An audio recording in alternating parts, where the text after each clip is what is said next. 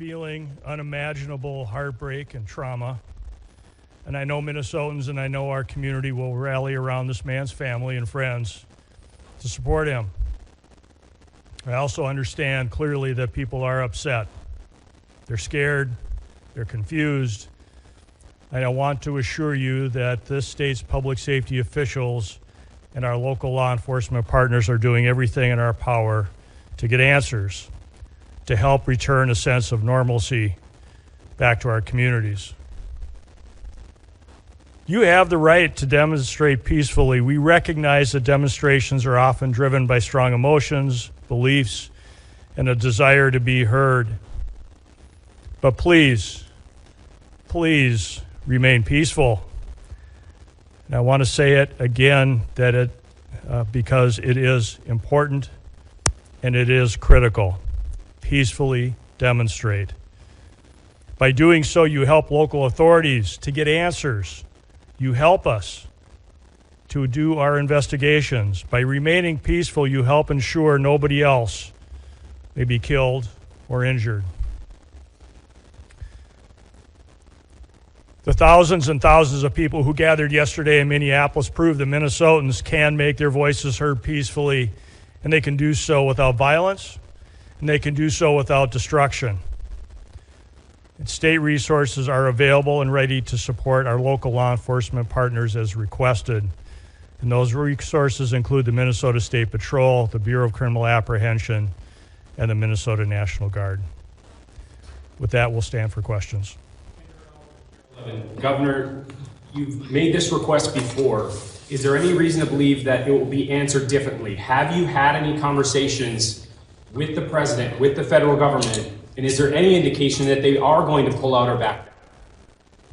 Well, I spoke twice this morning shortly after I received the call of this shooting. I spoke with the president's chief of staff, and first request was to get her people out of there, to get these federal agents out of there. They were going to cause more chaos.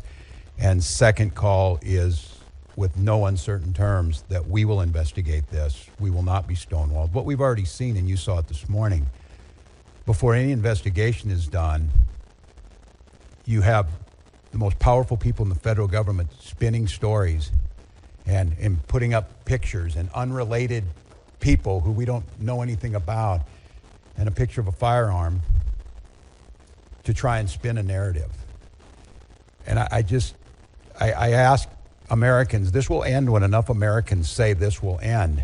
Do I have any confidence Donald Trump will do the right thing? No, I don't have a lot of confidence Donald Trump will do the right thing. I do have a lot of confidence that the majority of the American people will do the right thing. And I think there cannot be very many people across this country looking right now, after all the reporting that's been done, after everything that's been said under the pretense that they are here about immigration reform, and quit referring to these people as law enforcement. They are not law enforcement. We have law enforcement who do an incredible job. And to listen to Greg Bovino denigrate the work of our people who are out there cleaning up their mess, no, I don't have a lot of confidence that he himself will do it. But here's what I do have confidence in. There's a whole lot of Republicans, for whatever reason, cannot find their spine. But they might find the ability to know that they're not going to win another election as long as they live, unless they stand up for what's right and stand up for the rule of law and stand up for human decency, and that's the moment. So then, just to follow up, because then if that is not the case, what are the people of Minnesota supposed to do who are in the middle right now? Because if they do Stonewall and you're trying to investigate, is that forcing them on it's a good force? question. And look, I speaking to the people of Minnesota right now, I hear that scream from you, and I'll continue to plead and ask you for peace. And I know the answer is, you ask us for peace and we give it, and we get shot in the face on the streets coming out of a donut shop. We cannot give them what they want. I don't know how to say this in so many terms, to watch the madness that we've witnessed over this last week coming out of the White House and what it's doing here. My confidence is, and I say it to Minnesotans, as I've said, exercise your First Amendment rights, speak out, bear witness and document legally. But I understand the risk in that. And I understand the courage that it takes to have people out there doing this. Thank God we have video. Because according to DHS, these 7 heroic guys took an onslaught of a battalion against them or something. It's nonsense, people. It is nonsense and it's lies. So my confidence is this, Minnesotans. You know who you are, and you demonstrate it every single day, and we damn sure know who these people are. The American public knows, and this needs to be the event that says enough. Go ahead. Excuse me. Governor Caroline Cummings, WCCO, can either you or Commissioner Jacobson speak to the fact that you talk about you don't trust the federal government to handle this investigation? We know with the Renee Good shooting, BCA said that they were blocked from accessing evidence. Has there been any suggestion that BCA is not allowed to do this investigation? Do you have officers on the ground doing an investigation right now? The question was related to whether or not the BCA is on the ground currently with the investigation, and a reference to previous investigations that the BCA have attempted to be a part of. What I'll tell you right now is that we no longer have BCA agents or public safety, state patrol, or Minneapolis on the ground at that crime scene.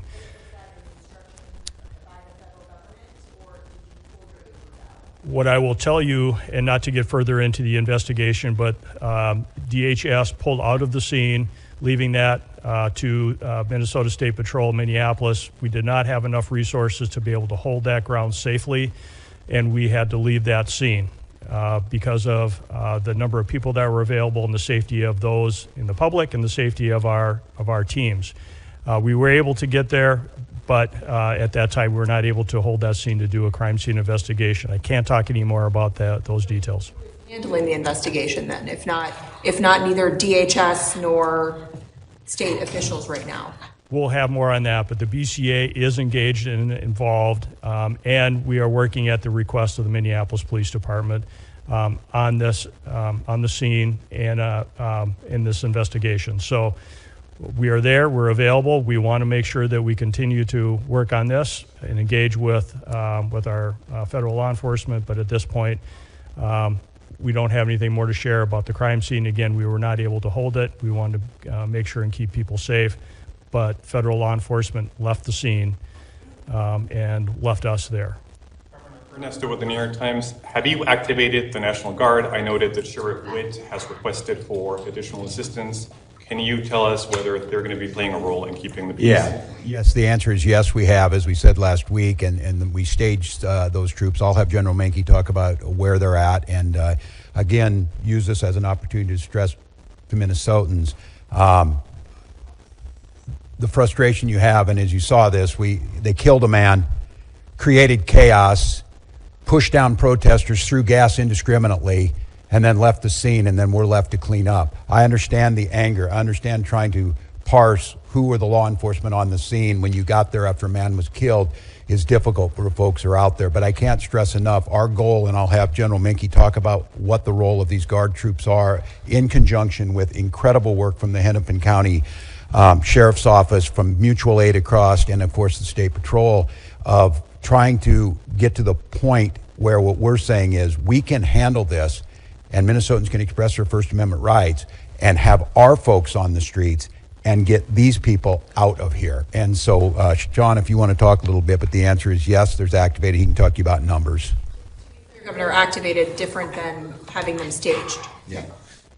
So the question is, what's the National Guard doing right now? So we have, we have been on state active duty for over a week.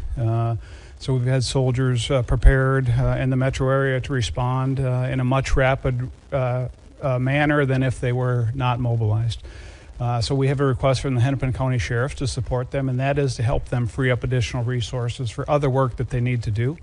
And we have started coordinating with them this morning on that, and that first area of support will be assisting them with their requirement to provide security to the Whipple building. So we'll be helping them there. And then we are in parallel planning with other organizations within the state of Minnesota, to include the State Patrol, the Minnesota DNR, and other local agencies to render assistance if requested. Now deployed? I would say that the number that we have is adequate for the requests that we have right now, and I will also tell you that we are bringing more resources that will be able to respond in a timely manner that are not fully mobilized yet, but we are mobilizing more soldiers as we talk at this time.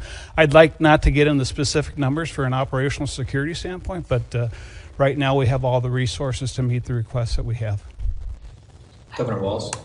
I would note on this one, too, that we'll be billing the federal government for the cost of the National Guard because they are incurring the costs that are falling on us by their reckless actions. Yes, sir. The Star Tribune.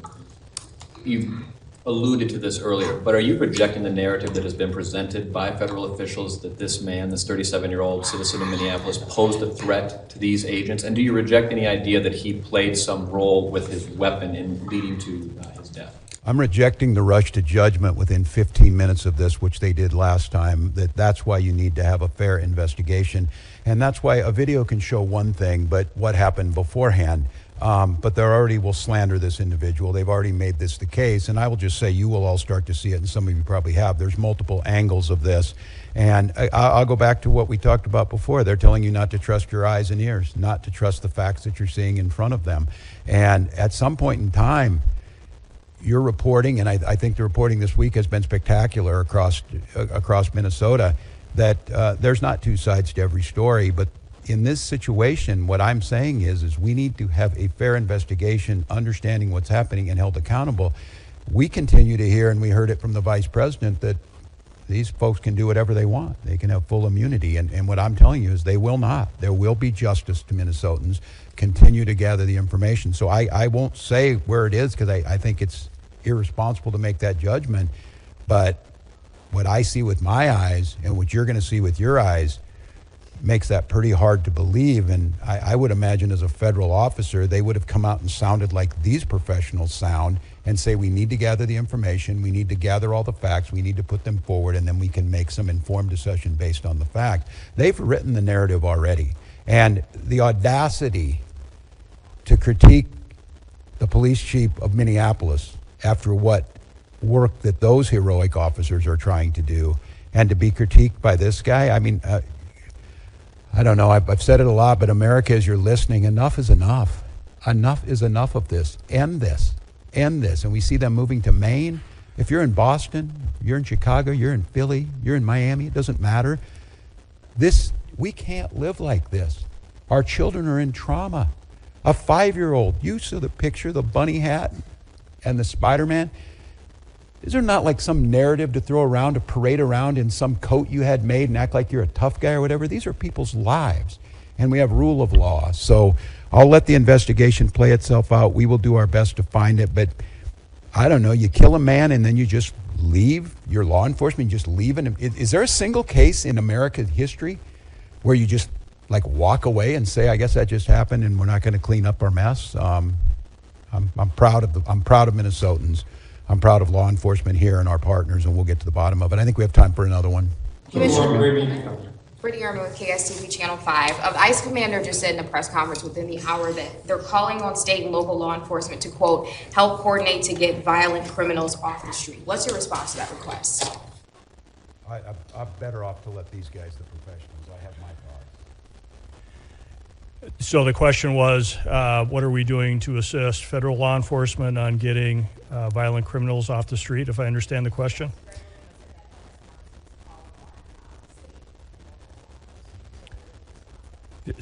State and local law enforcement are always ready and willing and able to arrest violent offenders. We do not stand down from that, no matter where we get that information from. If there are violent offenders or violent criminals or violent crimes, we will investigate and we'll bring those to justice. If the federal government would like to work with us, to continue to work with us as they have in the past, to locate those violent offenders, we are always open to those discussions and always willing to assist. We do not ignore that. We are ready and able, and we do that. All of you as part of the media hear us arresting violent offenders all the time. We have not stood down. That is our mission. The federal government is not alone in arresting violent offenders. State and local law enforcement does that every day at great risk to their life at great risk to the community. We do it because we want a safe Minnesota, and the federal government is not the only one to do that. That's all we have for right now. Thank you. Thank you.